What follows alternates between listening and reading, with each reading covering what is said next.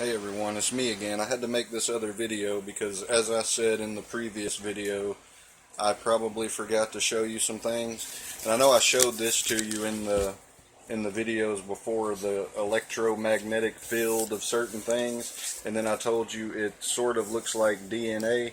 This is just a sad drawing I made of it. But if you look, that's like how DNA is, and also you got the lines here, and I told you it's just like when you're unraveling your chi, it's like the fingers are what's raveled around the thumbs, and it's like that right there. So it unravels, and it's like DNA. Like if this field was to come unraveled, like like this right here, pretty much, I believe it's connected. An electromagnetic field has to be in your DNA, otherwise you would just float off into space. You got a magnetism that keeps you to Earth, and it's in your genes, I believe. I found this on, like I said, the other video on Pinterest.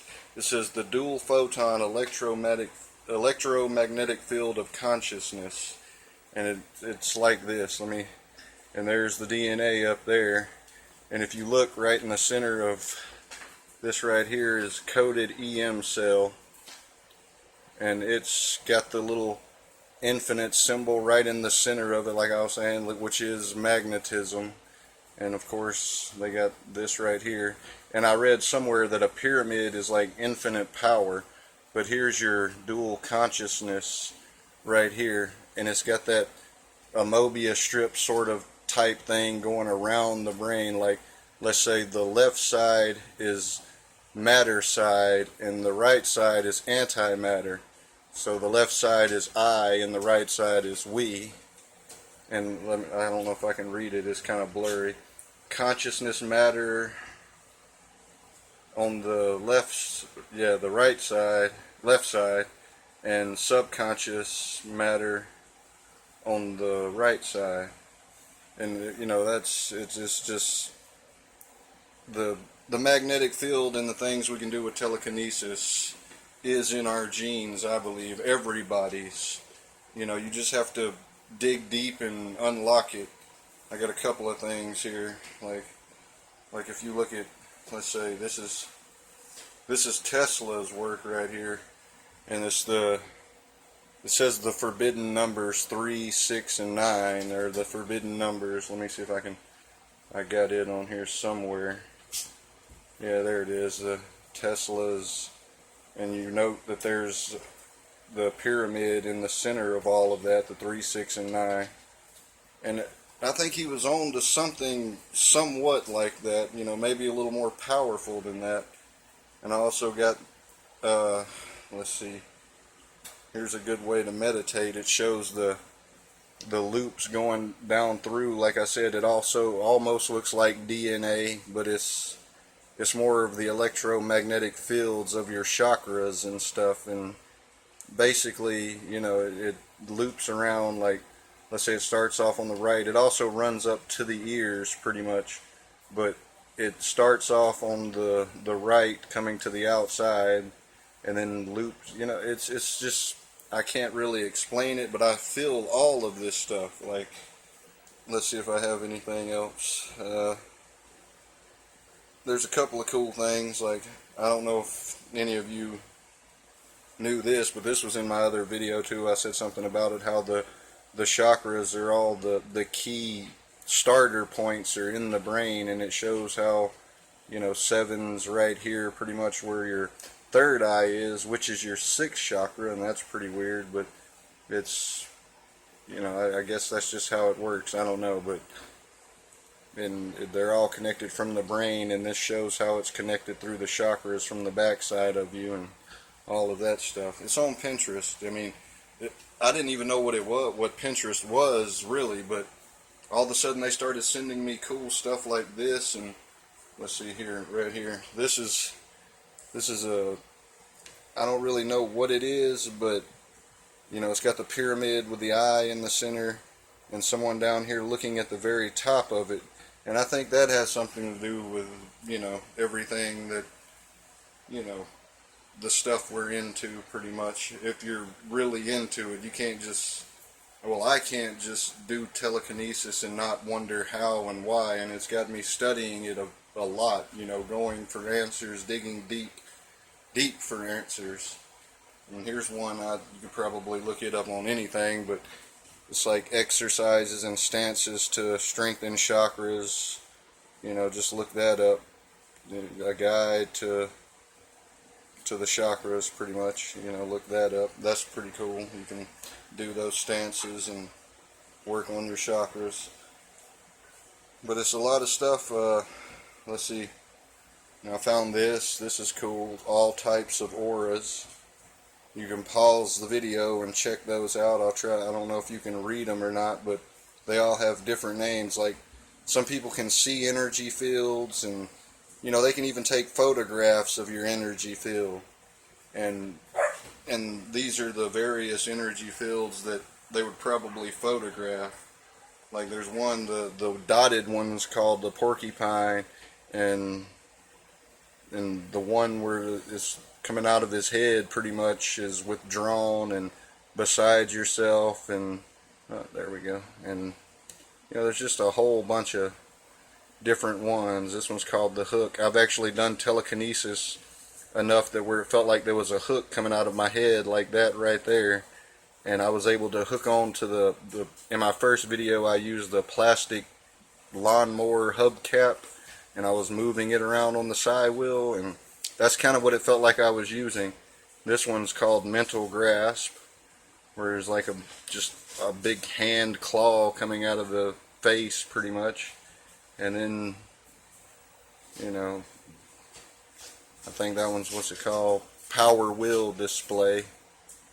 That's a good one.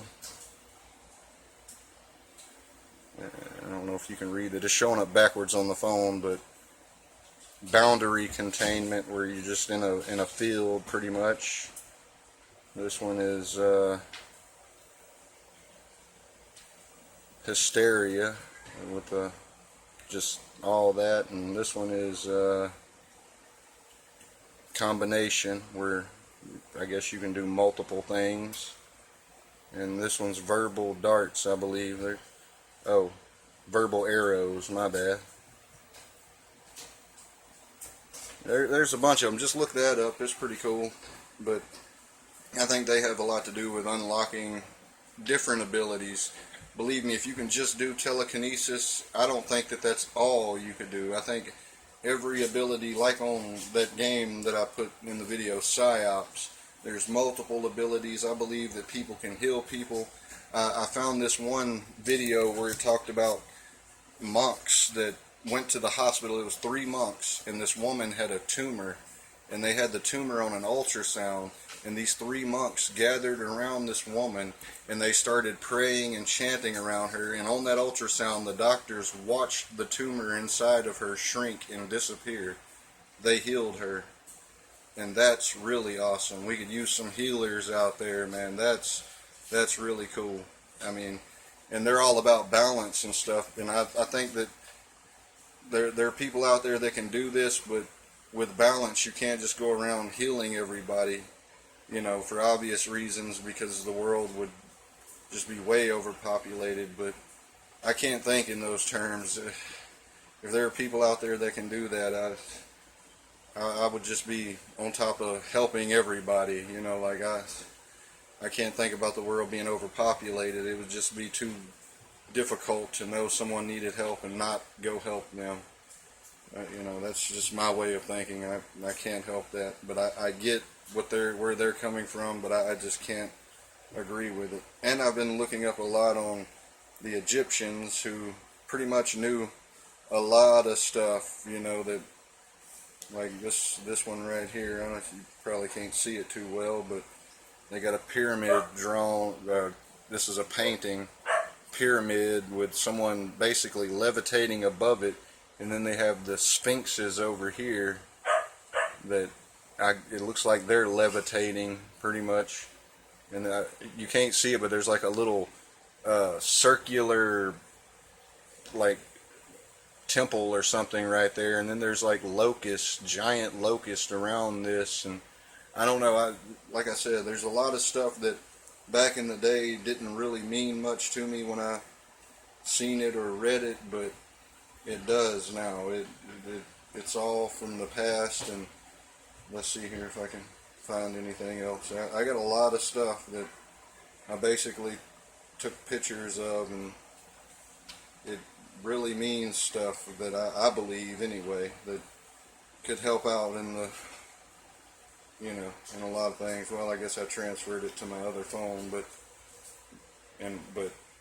it's just, there's a lot of stuff, and I believe in all of the powers and things. Like me, I'm more into telekinesis. I know healing people would be great, but you know, you can only heal one person at a time basically with healing, but you know, there's multiple people that you could save at once with telekinesis, and that's basically my ultimate goal. I don't even, you know, really care about the ability just for myself.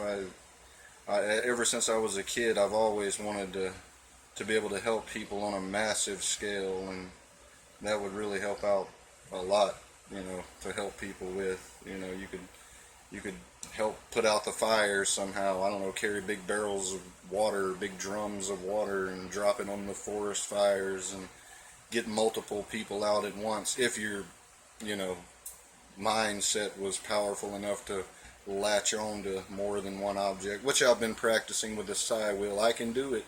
I can connect to multiple objects at once on the psi wheel and move them both and pretty much knock them both off at the same time. I can do that too, not every time, but of course I think the meditating has a lot to do with it. That helps your mental focus, I believe.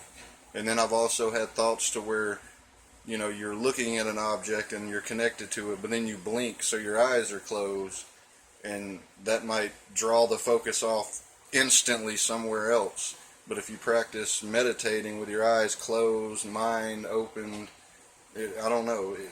A lot of this stuff is speculation to me, and it's just, but it is what I feel.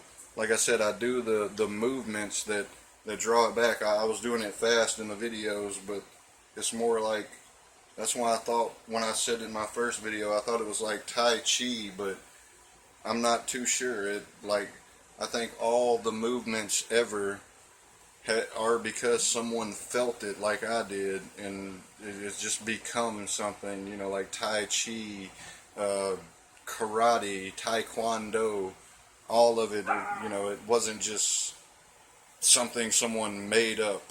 It is because their energy field is in a different direction as other people. Like when you do telekinesis, if you do it out here to the left, you're obviously not going to start in the center like I just did and unloop it, because your energy field is going to be over here. And that's why sometimes maybe when you're doing the psi wheel it might stop, because you've drawn all that energy. Your push has pulled and pushed and pulled and went off course.